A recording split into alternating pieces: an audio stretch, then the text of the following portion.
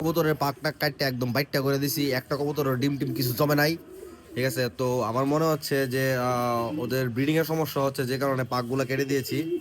এদিকেও কবুতরের ডিম জমে নাই, তাকে আলাদা করে দিয়েছি, সে মল্টিং এ চলে আসছে অলরেডি। তো এই সময় আসলে কবুতরকে একটু রেস্টেই দেওয়া লাগে। ঠিক আছে, এই ভদ্র মহিলারও ডিম জমে নাই, ঠিক আছে, সে এখন নরের মতো ডাকাডাকি করে, রাগ করছে আমার সাথে, রাগ করে লাভ নাই। এদিকে তারা খুব সুন্দর এই পেয়ারিং নিয়ে নিয়েছে। এখন আমি আজকে হয়তো বা হাড়ি দিয়ে দেবো ওদেরকে, হাড়ি দিলে আশা করি খুব তাড়াতাড়ি ডিম পেড়ে দিবে। ওদের মতিগতি কিছু বুঝতেছি না, মনে হয় প্যাডিং নিছে, আবার মনে হয় প্যাডিং নিছে না। এখন হাড়ি দিলে বুঝা যাবে ডিম পারে কিনা।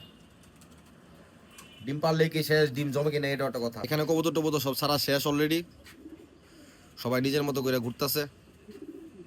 এই যে, আর সে হচ্ছে আমাদের এখানের সবচেয়ে গুন্ডা, গুন্ডা পান্ডা, ইয়া গুন্ডা। তুমি জানো না, আমি ইচ্ছা করলে তোমার চুলকানির মলম লাগাই দিবার পারি। ইয়া গুন্ডা, ইয়া গুন্ডা। আউ, তাকে হাত দিলেই সে খালি মারে। এ গুন্ডা, গুন্ডা পান্ডা। এই যে এখানে কবুতর টবুতর সব জায়গায় ওমা, সবাই ঝগড়াঝাটি করতে ব্যস্ত, খালি ঝগড়া, খালি ঝগড়া। এদিকে তারা মনের আনন্দে খাওয়া দাওয়া করতেছে অলরেডি, চোখ ঘুরায় ঘুরায় দেখে আমি কি করি। এখানে কালকে আবার ট্যাঙ্কের পানি চেঞ্জ করে দিয়েছি, আজকে অর্ধেকটা করে ঢেকে রাখছি, কারণ আরে শেওলা পড়ে যায়, অতিরিক্ত অতিরিক্ত শেওলা পড়ে যায় এগুলাতে। এই যে দৌড়ায়,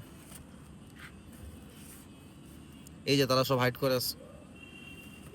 এখানে আমরা ছিদ্রগুলো আরো অনেক বাড়ায় দিছি, আমার এক বড় ভাই বলছে ছিদ্রগুলো নাকি কম হয়ে গেছে, তো দেখলাম, দেখি কি হয়।